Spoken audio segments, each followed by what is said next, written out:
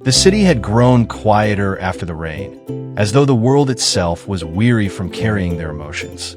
June walked Soo-yeon toward her neighborhood, their steps slow, neither wanting the night to end. Their hands brushed now and then, not always holding, yet the unspoken connection lingered like a lifeline. Every streetlight cast a soft glow on her face, and he memorized it all.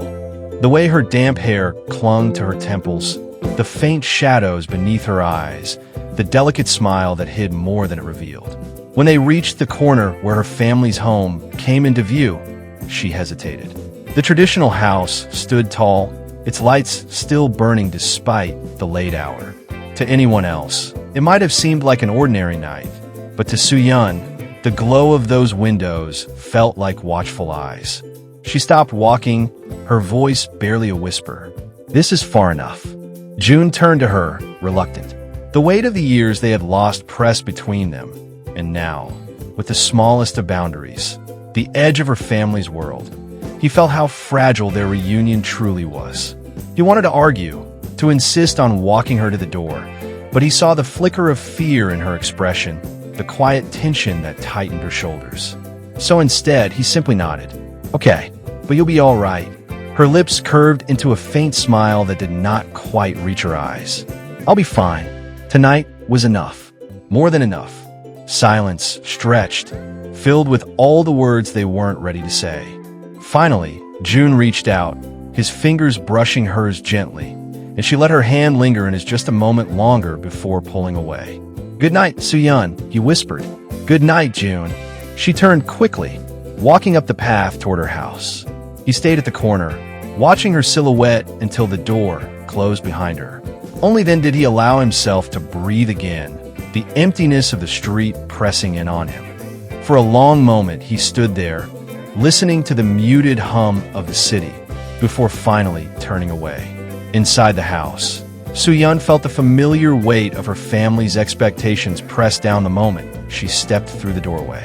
The air was thick, still carrying the faint aroma of tea and incense. Her mother sat in the living room, back straight, a book open in her hands though her eyes were fixed not on the pages but on Soo-yeon. Her father's voice drifted faintly from his study, low and deliberate, the way it always was when he spoke on business calls late into the night. "You're home late," her mother said softly, not unkindly, but with a tone that carried questions left unsaid. "Yes," Soo-yeon replied, removing her shoes carefully, her movements deliberate, controlled. "I stopped by a cafe after meeting a friend." Her mother's gaze lingered on her, searching, weighing. For a moment, Soo-yeon feared that everything was written across her face. The tears she had shed, the laughter she had hidden, the fragile promises she had dared to make.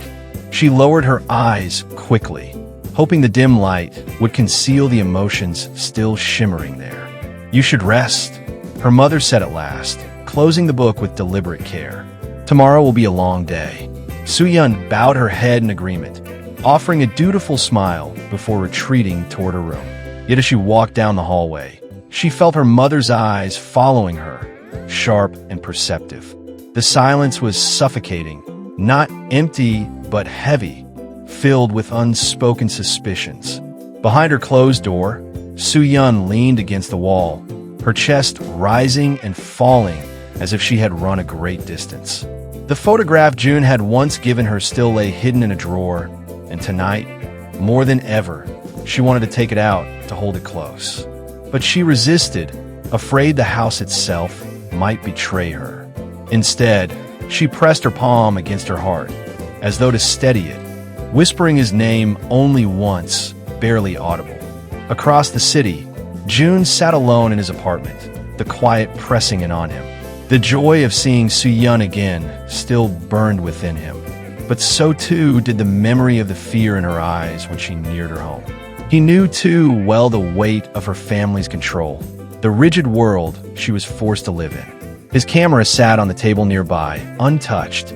For once, he didn't feel the urge to capture the night, because no photograph could hold the delicate balance of hope and dread that clung to him now.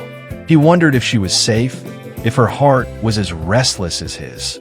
He wanted to call, to hear her voice one more time, but he stopped himself.